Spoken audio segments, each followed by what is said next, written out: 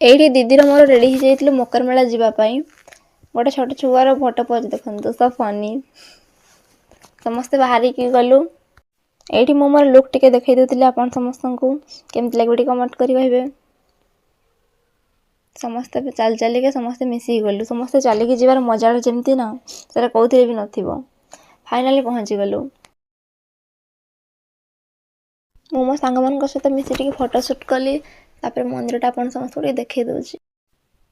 ଆପଣମାନଙ୍କୁ ଆମ ମନ୍ଦିରଟି କେମିତି ଲାଗୁଛି କମେଣ୍ଟରେ ନିହାତି ଜଣେଇବେ। ବୋଟ୍ରେ ବସିବା ପାଇଁ ଛୋଟ ପିଲାମାନେ ଉତ୍ସାହିତ ହେଉଛନ୍ତି।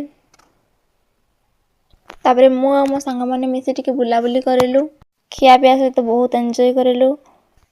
ଯଦି ଆପଣମାନଙ୍କୁ ମୋ ଭିଡ଼ିଓଟି ଭଲ ଲାଗିଥାଏ ଲାଇକ୍, କମେଣ୍ଟ, ସେୟାର, ସବସ୍କ୍ରାଇବ୍ କରିବାକୁ ଜମା ବି ଭୁଲିବେନି।